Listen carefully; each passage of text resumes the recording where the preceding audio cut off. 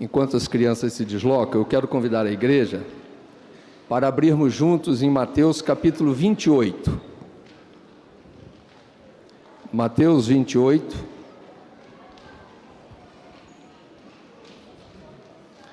Nós estaremos lendo entre os versículos 18 e 20.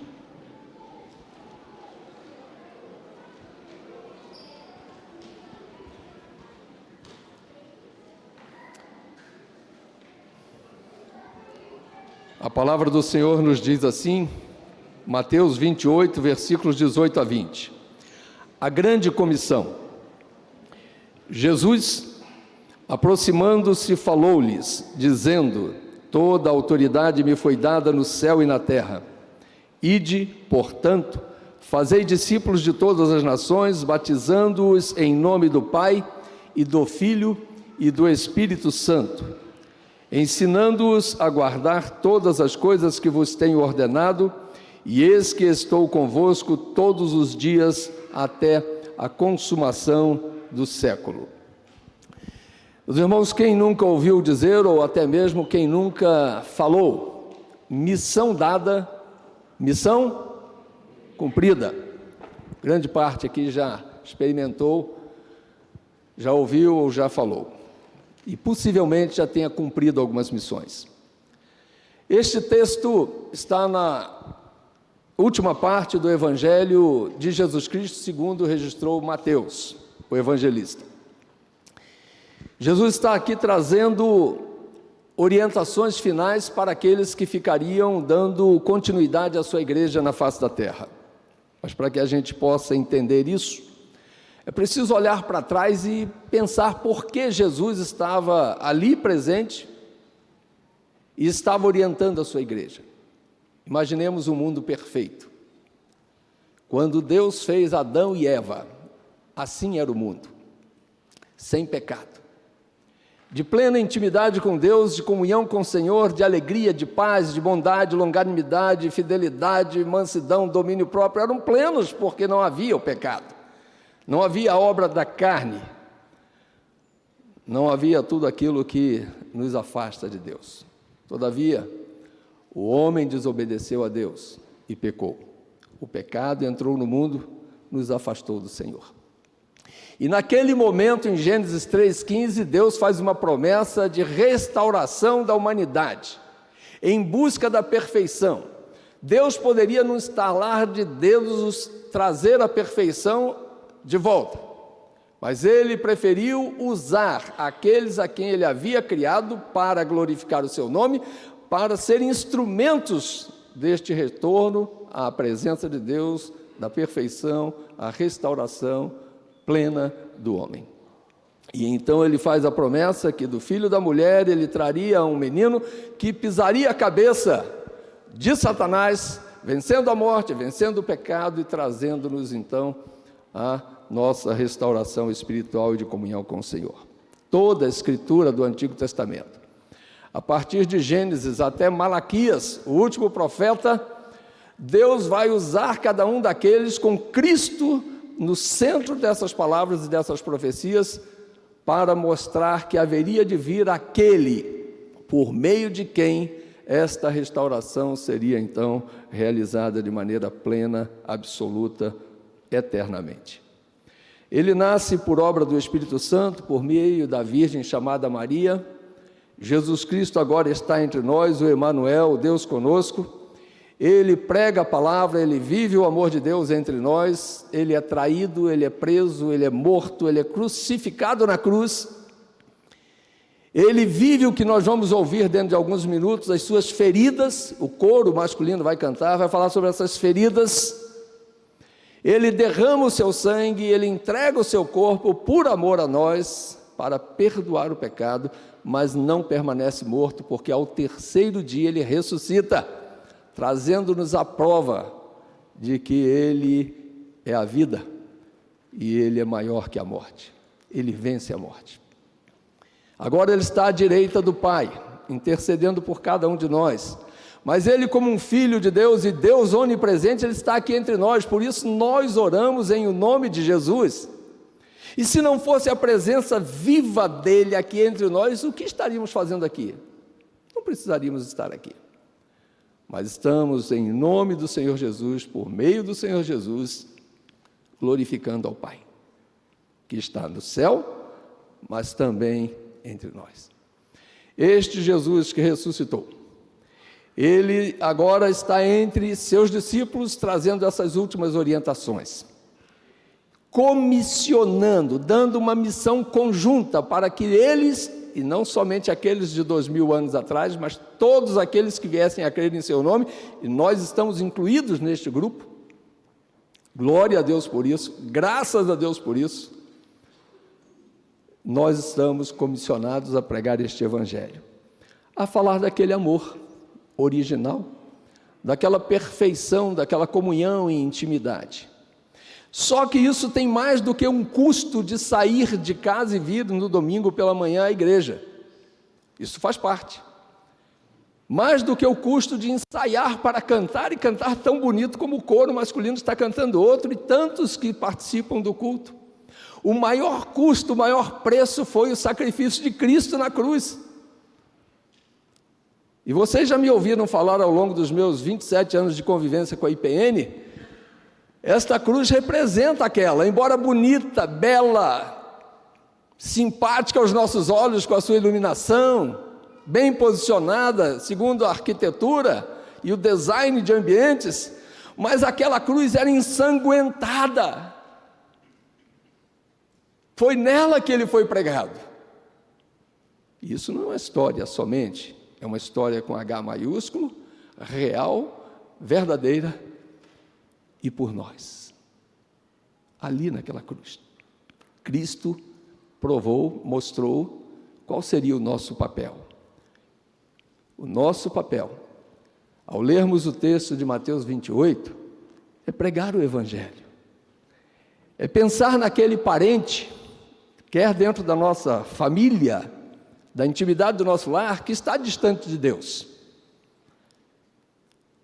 É pregar para a nossa família, nossos tios, nossos primos, nossos avós, o evangelho do Senhor. É pregar para os nossos colegas de trabalho, sejam os bonzinhos ou os mauzinhos, o evangelho do Senhor.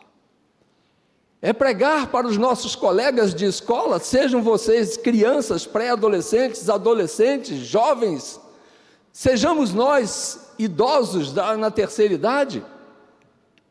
É pregar o evangelho do Senhor. Essa foi a missão que Ele nos deu. Ele pagou um preço muito alto por isso. Mas Ele nos deu o privilégio de dar continuidade a esta obra, irmãos. E então, Ele reúne 12 homens, inicialmente. Homens comuns, coletores de impostos, pescadores, médico, entre outros. Ele os abençoa. E Ele os manda, os envia. Hoje, Ele chama pastores, presbíteros, diáconos. Ele chama a mim e a você, em nossas respectivas funções, quer dentro da igreja, quer fora da igreja, quer nos nossos lares na condição de pai, de mãe, de filho. Onde estivermos, Ele nos chama e nos dá este privilégio. Então, pensando a respeito desta tarefa, eu quero pensar com vocês de uma forma que você possa refletir e deixar o seu coração sentir aquilo que Deus quer de nós. Para guardar na mente, eu proponho o tema obra missionária, trabalho conjunto. Começando por Jesus. Ele podia fazer isso sozinho. Ele podia ter dado essa missão, pastor, para os anjos, mas Ele preferiu dar a nós. Ele confiou em nossas mãos esta obra. Nós vamos pensar nisso um pouco mais detalhadamente. Por que obra conjunta? Porque Deus, o Pai, usou seu Filho. Os dois estão nessa obra. O Pai e o Filho têm ali a ação do Espírito Santo. quando ele subiu, ele disse: não vos deixarei órfãos, mandarei o Espírito Santo, Consolador, para estar com vocês, convencendo do pecado e da justiça. Obra conjunta, a trindade aí explícita. Batizando-os em nome do Pai, do Filho e do Espírito Santo, obra conjunta. Jesus e os discípulos, obra conjunta. Jesus, os discípulos e nós, em todos os tempos, obra conjunta. Eis que estarei com vocês na escola, no trabalho, em casa, na igreja, na rua, no trânsito, no hospital, no parquinho, no lazer, onde estiverem. Obra conjunta. Em Brasília, no Distrito Federal, no Brasil ou no mundo, estarei com vocês. Obra conjunta. Ela é conjunta no sentido vertical, no sentido que Ele está conosco, acompanhando cada um de nós, e ela é conjunta quando nós nos unimos em prol dessa obra. Então, esta grande comissão, esta obra missionária como uma tarefa conjunta, a primeira reflexão que nós tiramos aqui, para dar ideia geral, é que ela tem respaldo divino. Jesus inicia o versículo 18, ao aproximar-se dos seus discípulos, ele disse: toda autoridade me foi dada no céu e na terra. Esta autoridade foi dada pelo Pai.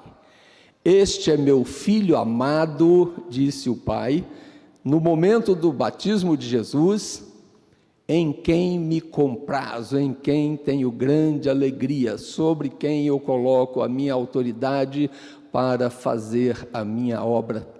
E conjuntamente com Ele, nós vamos resgatar os perdidos, os pecadores, para voltarem àquela ideia original da perfeição, da intimidade conosco, com a divindade.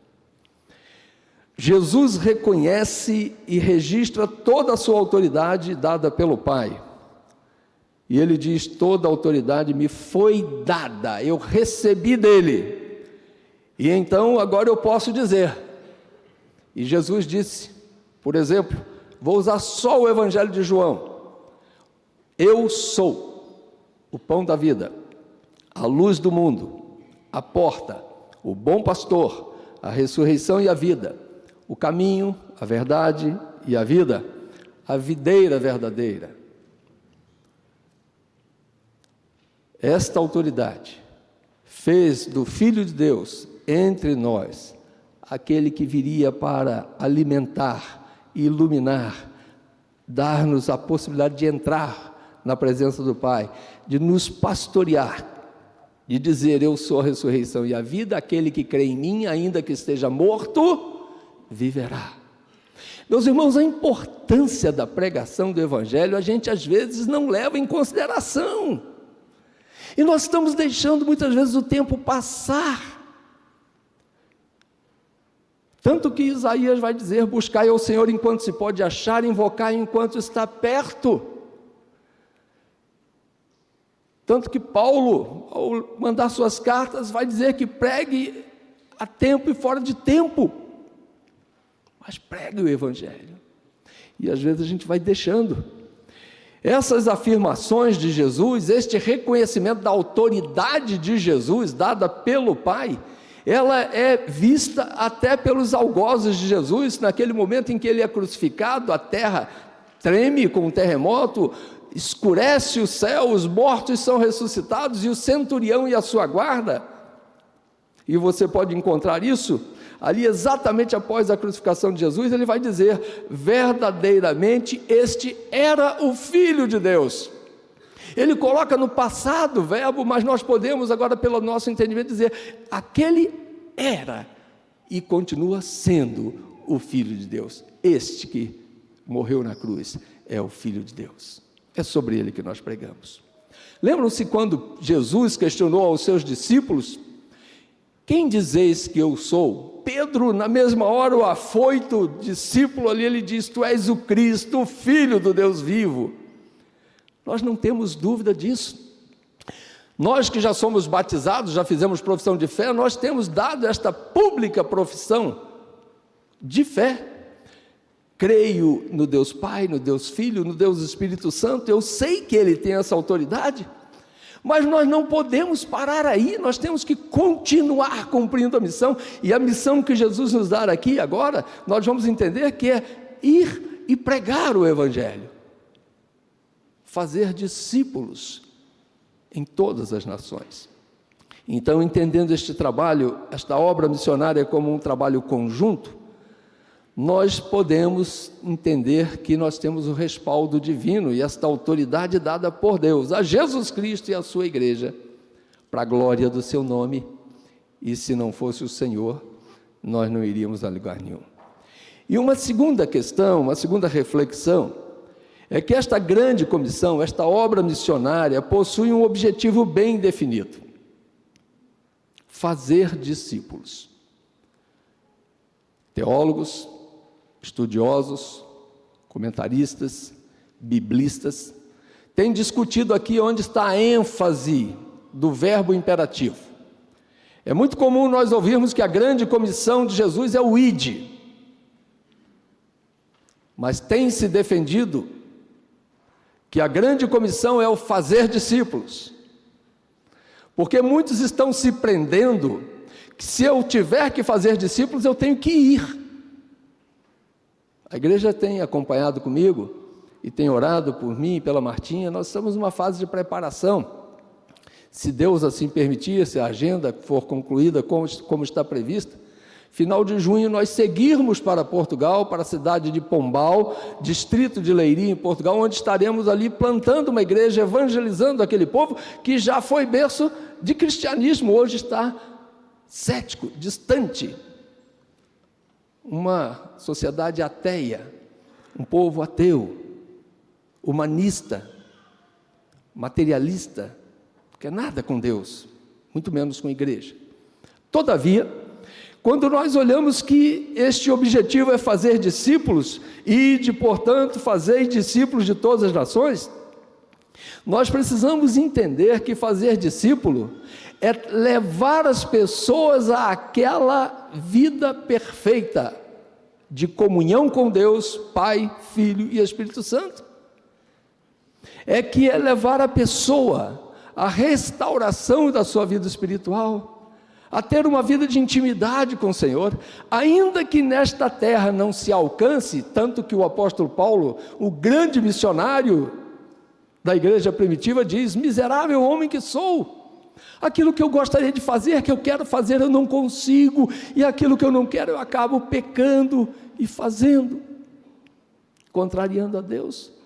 Mas a nossa certeza é de que, ainda que a nossa casa terrestre se desfaça, nós temos na parte de Deus uma vida eterna de comunhão, de perfeição, de intimidade plena, onde não entra mais choro, tristeza, pecado, céu.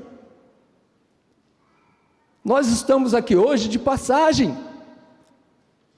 Como o povo saiu do pecado lá no Egito e foi para a terra prometida de Canaã, durante longos anos nós estamos na mesma trajetória da Canaã celestial. E neste tempo o que nós temos que fazer é glorificar a Deus com a nossa vida e cumprir a missão que Ele confiou em nossas mãos. Fazer discípulos é exatamente cumprir esta missão para a qual fomos feitos, criados, glorificar a Deus em todas as coisas. Essa missão, ela tem um delineamento geográfico. Jesus, quando fala ali aos seus discípulos em Atos capítulo 1, verso 8, ele determina que os seus discípulos, naquele momento da sua ascensão, permaneçam em Jerusalém até que sejais revestido do poder do alto. Mas recebereis poder ao descer sobre vocês o Espírito Santo e sereis minhas testemunhas. Onde? Jerusalém, como em toda a Judeia, Samaria e até aos confins da terra. Talvez você possa começar no lugar mais próximo de você, no seu quarto de dormir, na sala da sua casa, na cozinha da sua sala, da sua casa, dentro do seu lar, expandindo seu trabalho, sua escola, seus relacionamentos. Vamos ampliar um pouco mais e mais rápido, porque não dá tempo para detalhar tanto, mas em Brasília, no Distrito Federal, no Brasil, até os confins da terra. A missão está dada. Portanto, saibamos que a obra missionária é um trabalho conjunto. Uns cumprem em Jerusalém, outros, neste momento, nós oramos aqui, olhando para os telões, pela irmã Elizabeth, que está cumprindo a missão num outro local. E neste instante temos irmãos que estão em tribos indígenas, estão entre quilombolas, estão entre outros povos de outras nações. No Brasil, talvez, para aqueles que estão imigrando para cá, temos pessoas se dedicando a isto. Temos na Europa, temos na Ásia, temos nos 6 continentes. Mas ninguém está sozinho. Nosso presbítero, ao recolher aqui, ao propor o recolhimento, a entrega dos dízimos, falou: nós temos cerca de 100 missionários, compondo aí com pastores locais, entre outros. Mas hoje o nosso Comitê de Evangelismo e Missões intercede, ora, apoia espiritualmente, emocionalmente, financeiramente, 89 pessoas e famílias, missionários e 2 povos que foram adotados por nós. De forma que Deus nos dá o privilégio, como membros da igreja, de fazer parte. E é uma bênção saber que para o Comitê de Evangelismo e Missões, mensalmente, eu vou fazer uma citação aqui que me honra tê-lo aqui, Maurício, presbítero Maurício, antigão com a gente no 100, com a Janete. Olhei uma foto essa semana de uma mesa enorme no 100, com o Maurício presente, por exemplo, e com outros. Irmãos, são 31 anos de atividade do nosso 100 e muitos de nós têm participado com a entrega do dízimo, da oferta. E isso é participar de missões. Mas nós precisamos mais do que entregar. Eles dependem do financeiro, é fundamental. Mas dependem de nossas orações, da nossa intercessão por suas necessidades, da nossa gratidão pelo que Deus tem feito. E tudo o que é feito na entrega financeira dos dízimos, ofertas, na oração, na participação das reuniões do 100, é sempre para a glória de Deus. Então quero convocar, e é uma das aplicações que nós tiramos desta pregação desta manhã, que a sala do 100, no 3º andar, ali em cima das salas da escola dominical, se torne pequena na próxima reunião. Amém? Cuidado com o seu, assim seja. E eu creio que você está dizendo: eu gostaria de fazer isso. Tire uma semana, um dia na semana. Tire uma terça-feira no mês. Venha ouvir as histórias abençoadas e abençoadoras dos nossos missionários. Venha se envolver com esse trabalho. E Deus vai fazer exatamente o que a gente está dizendo aqui, que a obra missionária é uma missão conjunta, onde Deus está fazendo a parte dele, Jesus Cristo continua fazendo a parte dele, o Espírito Santo está agindo, e nós estamos dizendo: eis-me aqui, Senhor, missão dada, missão cumprida, apesar de mim, porque nós não temos nenhuma condição assim, se não for o Senhor ao nosso lado. E em terceiro lugar, esta grande comissão, ela é baseada num pacto da aliança. Nós vamos até essas pessoas, quer dentro de casa, quer em Brasília, no Brasil ou no mundo, levando a palavra do Evangelho para que eles conheçam, para que eles sejam batizados em nome do Pai, do Filho e do Espírito Santo, para que eles possam aprender a guardar todas as coisas que Jesus nos tem ensinado. E assim, nós precisamos caminhar para o fim e entender que no cumprimento da grande comissão nunca estamos sozinhos, porque Ele disse: eis que estou convosco todos os dias até a consumação do século, ou da sua vida, ou do mundo, de todas as coisas. Jesus Cristo neste momento está em todos os recantos da terra. Não há um missionário sozinho onde quer que ele esteja. Nós estamos aqui contando com a presença do Senhor Jesus. Assim como ele estava com seus discípulos naqueles últimos momentos antes da sua ascensão, ele continua ao nosso lado neste momento, dizendo: eu continuo com vocês todos os dias até o final de todas as coisas. Mas, ide, portanto, fazei discípulos de todas as nações, levando-os ao batismo em nome do Pai, do Filho e do Espírito Santo, ensinando-os pela palavra, pelo testemunho, a guardar todas as coisas que vos tenho ordenado. Quando presente com seus discípulos, ele orou. João, capítulo 17, registrou: já não estou no mundo, mas eles continuam no mundo. E Jesus falando com o Pai, nessa oração: ao passo que eu vou para junto de ti, Pai, Pai Santo, guarda-os em teu nome, que me deste, para que eles sejam um, assim como nós, quando eu estava com eles, eu os guardava em teu nome, que me deste, protegia-os, nenhum deles se perdeu, exceto o filho da perdição. E Jesus prossegue na sua oração: não peço que os tires do mundo, mas que os livres e os guardes do mal.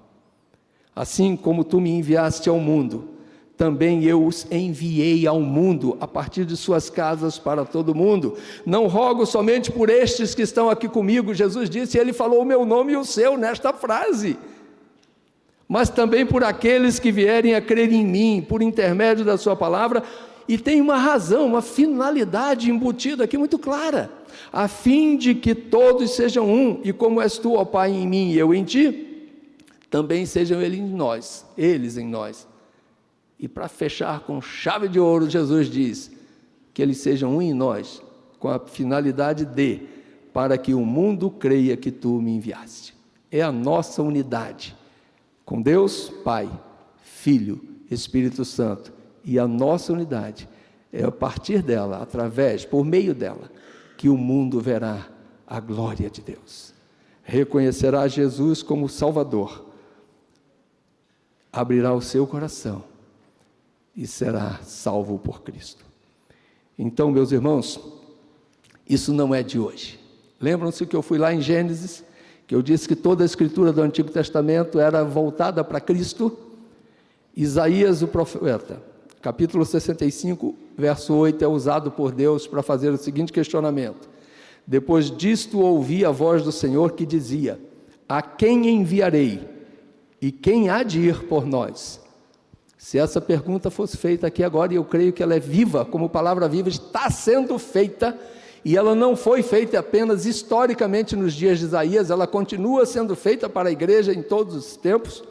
E disse Isaías em resposta: disse eu, eis-me aqui, envia-me a mim.